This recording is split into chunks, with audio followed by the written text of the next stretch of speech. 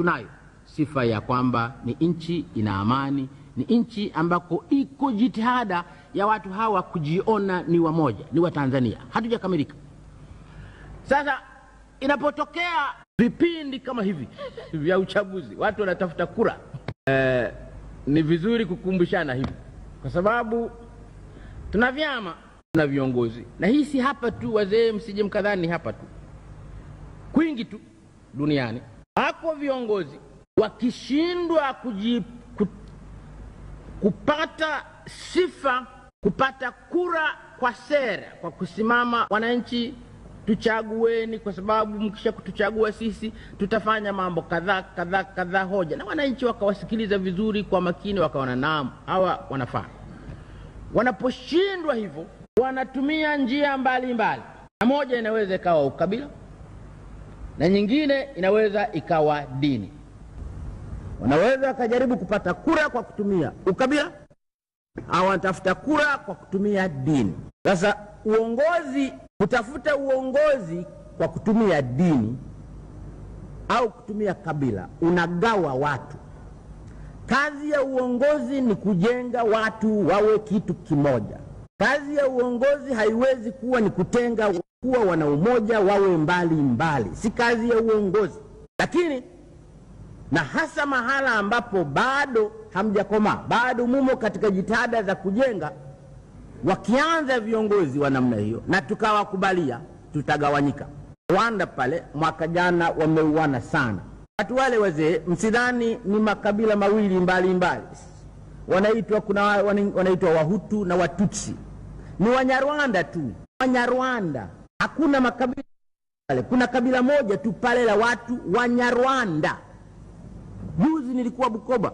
Nikaambia mwalimu, hapa tuna matatizo ya ukabila. Nikasema ukabila gani tena hapa? Juu ya Mkapa? Akasema hapana, Mkapa hana matatizo. Mkapa yeye atapata kura tu. Sasa kama si Mkapa tena mna matatizo gani hapa? Ninyi wote si wa haya? Sasa hapana mzee. Hapa mjini hapa Wayoza na nchi Waziba. Sasa chama kimefanya makosa, kimeteua Mziba ndiye mgombea. Kwa hiyo Wayoza hapa wamekuja juu. Kwa nini tunaletewa Mziba, Wayoza wa mjini? Sasa sisi na nyinyi najua Wahaya ni Wahaya tu, kumbe wenyewe wanajuana. Wako Wayoza, wako Waziba. Hiyo wanaitana. Wayoza wanasema sisi Wayoza, Waziba wanasema sisi Waziba. Wakigombana namna ile, utakuta hata Wayoza wale si Wayoza 100%, na wao wanamgawanyika. Kuta na Waziba wale nao na wao wanamgawanyika.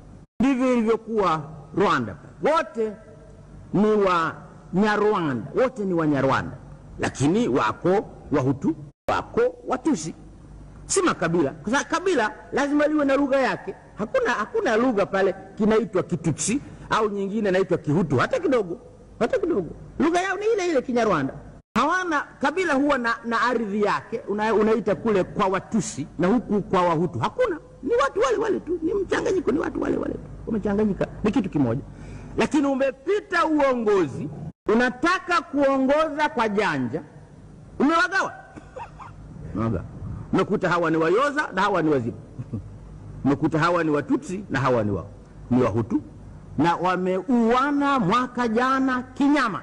Dini yao karibu ni ile ile. 85% ni Wakristo wa madhehebu ya Roma. Wamechinjana mpaka kanisani. Kabila ni lile lile.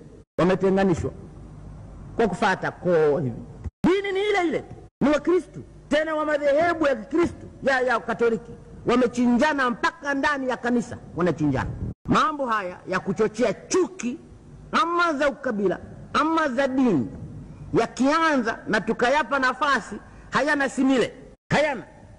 Mtashangaa jinsi mnavyoanza kuchinjana, mkashangaa. Na ikifika kiasi hicho, hakuna mtu wa kukema, hakuna atakayetokea kusema acheni.